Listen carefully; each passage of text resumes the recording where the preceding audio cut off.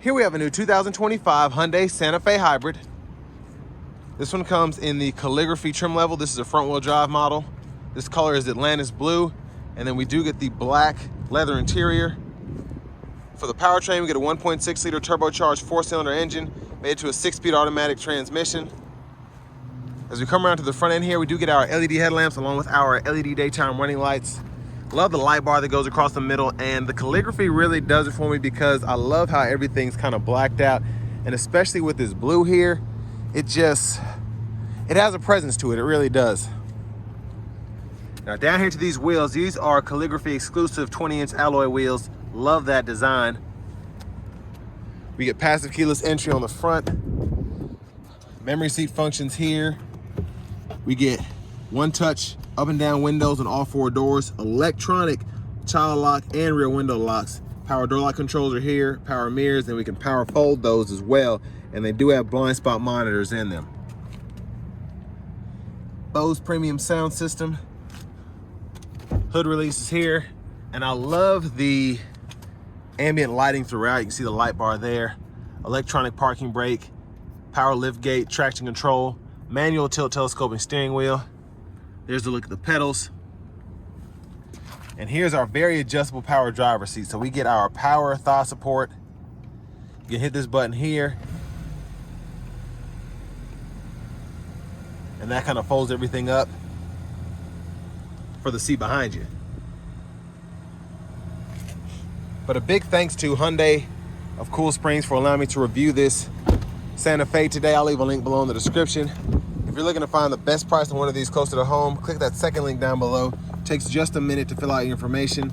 I'll make sure the local dealers are fighting to get you the best price on this or whatever new vehicle you might be interested in. But there we have the rear window blinds. Now this one has quite a bit in here. It needs to have the cross rails added for the roof rack. So the seat is not where it really needs to be. So I'm not gonna be able to test the space, but I can tell you firsthand, because of how adjustable these seats are, especially with the 3rd row down, you can have tons of room to sit pretty much anybody back there. Fuel cap here. And then to the back end, we do get our LED tail lamps.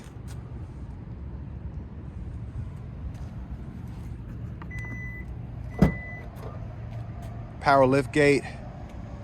So again, with everything on the side, you can kind of see the storage compared to when the 3rd row's up to when the 3rd row's down and when the 2nd row's up a bit. But you can really make this your own because you can fold this flat, and then you can also kind of adjust the recline as well, which is really nice. But back here, rear AC controls for the 3rd row, the USB-C port, one 15-volt 3-prong household plug-in over there, USB-C. Bottle holders are here. And then on the left side over here, you get that USB-C and then a 12-volt here. Now I'll show you how the seat folds down in the back. You can power release it from the cargo area, and then you can tilt it right here to get in and out if you so choose. So you just hold that up, makes it easier to get back there, and then that'll fold, and then you can hit it again and then put it back to where it needs to be with a little slide there. You might just have to hit it a few times. But that also power folds here, and then you can lock the sliding motion if you want to, just so nobody accidentally hits that and moves the seat up or whatever. But you can adjust that seat bottom there, and then again the seat back, forward and back right there. And then on the sides of the seats, USB-C ports, storage, and then you can pop the center console from back here as well.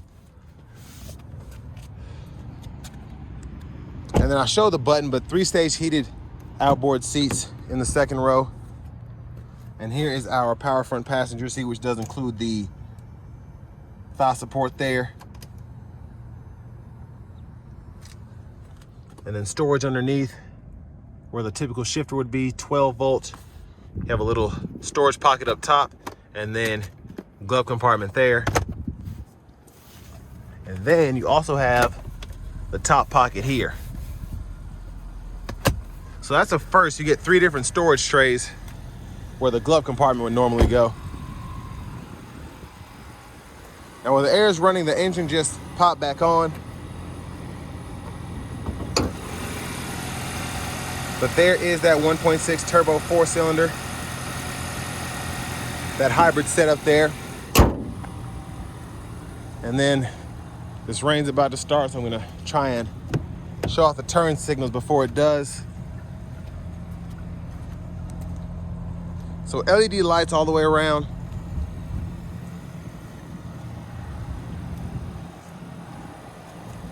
But let's go ahead and hop in the driver's seat next.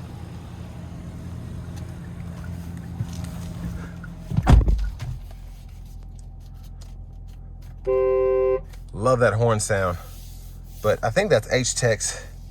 The steering wheel's wrapped in, still feels fantastic. But over here to the radio, and signing your profiles there. This is the home page, so maps are here. You can add a destination, so on and so forth. And then you do have your AM, FM, XM. You also get Bluetooth audio, Apple CarPlay, Android Auto compatibility. And then you get the hybrid menu here, so you can see what's being used, what the charge is, and all of that. Very intuitive. And then if you go to the, so much in here, I think I passed the settings. If you go into the settings here, general, this is where you can change your language, and then your units of measurement there. But even stuff like the gauge cluster, the heads-up display, all that you can adjust in here as well. There's a lot that you can do here.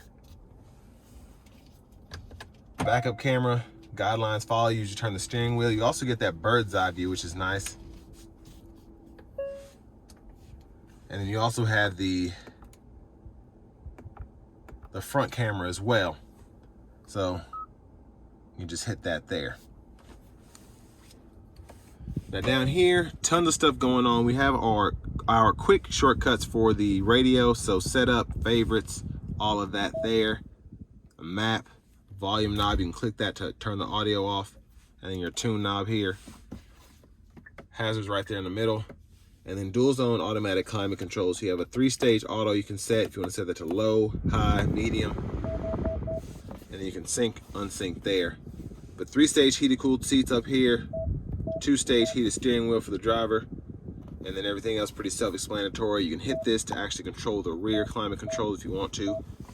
And then you can change your fan direction here. So everything's soft touch in this section.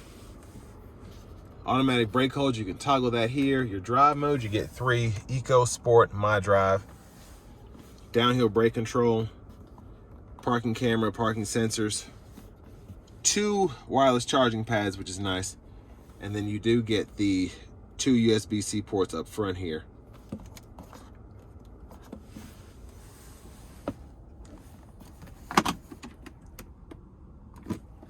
Now for the sunroof, pull that back, you get that roof, and then the second row, skylight, and you can actually control the shade from up here, so that's power. But there's a one-touch slide there for the front. And there's a look at the back from up here. But tons of controls here, lights, again, those sunroofs. And then you have the SOS here, garage door transmitters here, rear camera mirror, and that's where that's integrated.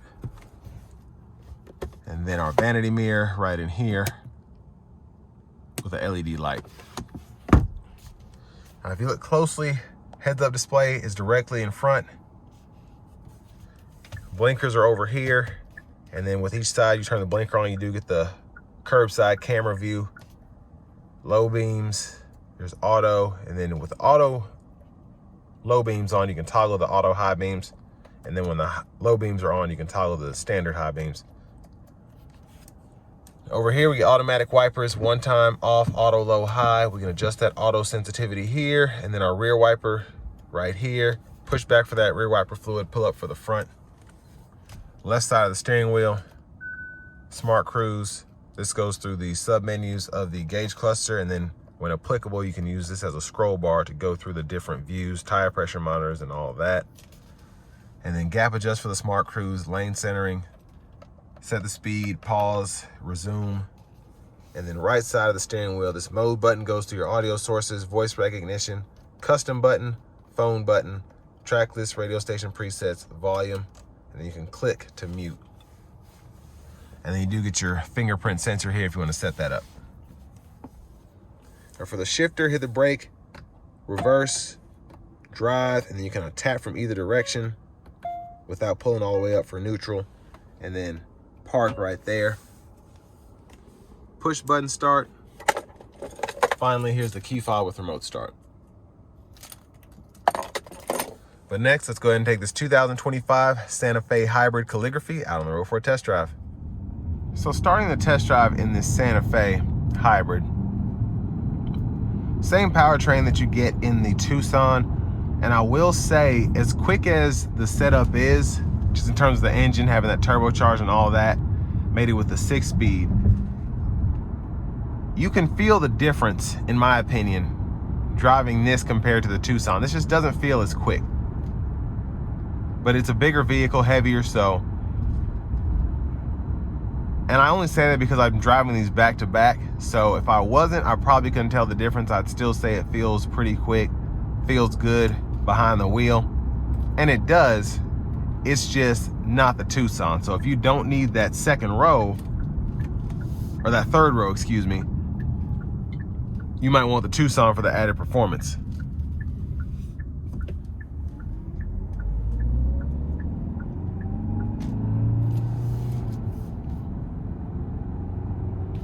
Now with this one being a Calligraphy, it feels very nice, even though we get the 20-inch alloy wheels here. It's not as plush as the Tucson Hybrid I drove that had 18-inch wheels, but it's about what and what. You just have to be looking for it to tell the difference.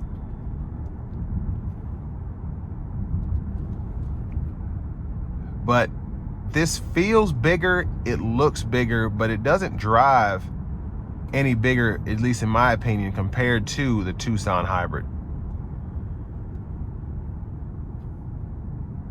And me, I'd rather have the third row, have that additional space, so I'd go with this if money wasn't an option. Now, obviously money is an option. The Santa Fe is bigger. It tends to bring more money. But I mean, this is still under $51,000 sticker price, and you get heated, cooled seats, power seats in the second row, heated seats in the second row. You get so much here.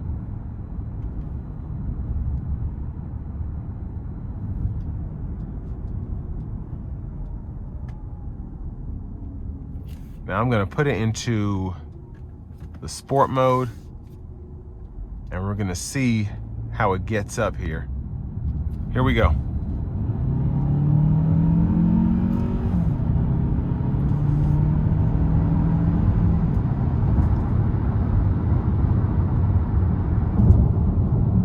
So, I mean, still, especially, I was going downhill, but still feels very good. Give it another pull here.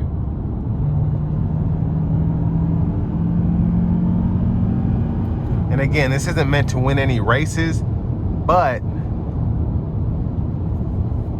when you need it, it's there.